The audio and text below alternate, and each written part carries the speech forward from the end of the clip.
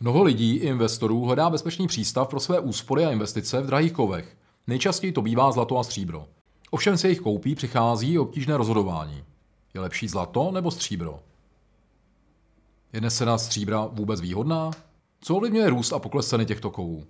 Na toto téma se dnes do hloubky podíváme. Ukážeme si dnešní fakta, historické trendy stříbra a zlata, jak jsou nebo nejsou tyto kovy na sobě závislé a v kterém kovu je větší potenciál. Vítejte na našem kanále. Pokud jste zde poprvé a zajímají vás čerstvé aktuality z ekonomiky a vše o drahých kovech, tak zvažte odběr našeho kanálu. Pravidelně publikujeme videa na tato témata a s jimi odběry nám pomáháte produkovat další edukativní videa.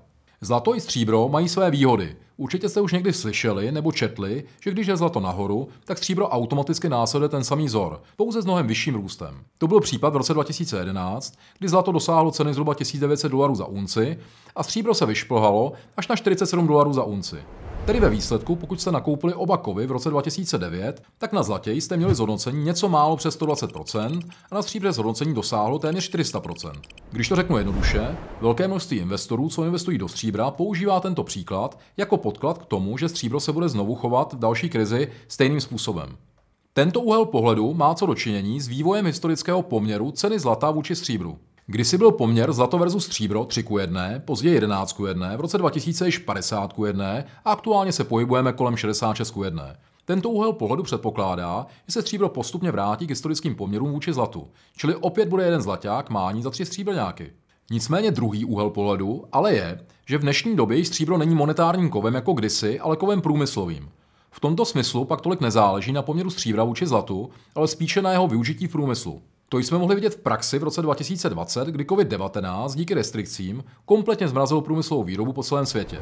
To se následně projevilo na ceně stříbra drastickým propadem až o 45% na cenu $11,8 za unci. V momentě, kdy se průmyslová výroba zase rozjela, tak jsme mohli vidět, jak cena stříbra roste.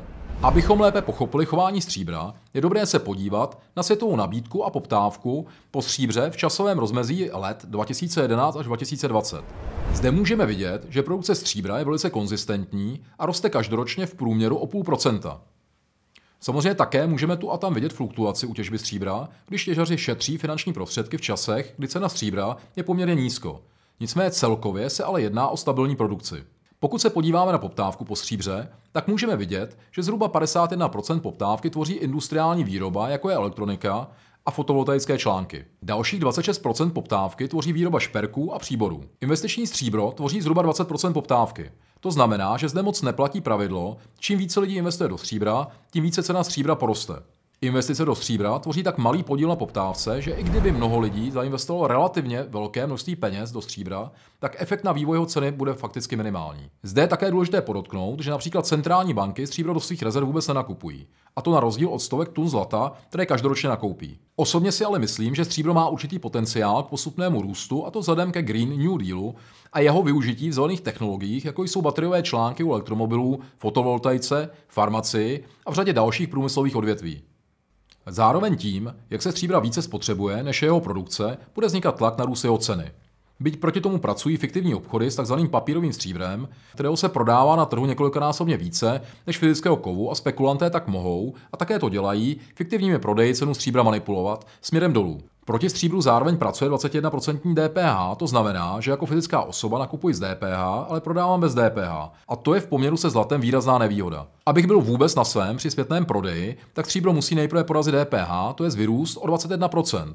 Teprve potom realizuji zisk. Jednoduše řečeno, pokud bych dnes nakoupil stříbrný slitek, tak zítra ho prodám se třetinovou ztrátou po odečtení DPH a marže obchodníka. Dále v případě stříbra jsou také vyšší finanční náklady na jeho depozit uskladnění.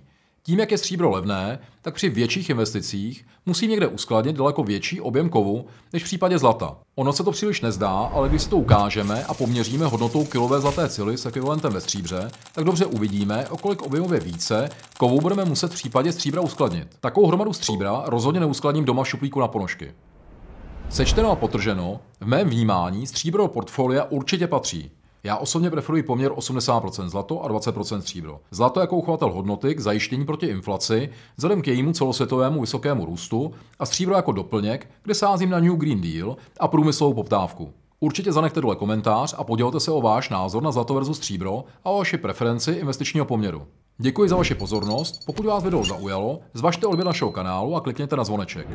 Pokud vás zajímá téma zlaté slitky versus zlaté mince a do čeho lepší investovat, tak se proklikněte v levém horním rohu a pokud si chcete poslechnout vášnivou debatu zlato versus bitcoin, klikněte na audio nahrávku v pravém horním rohu. Přejeme mnoho investičních úspěchů a příště na viděnou.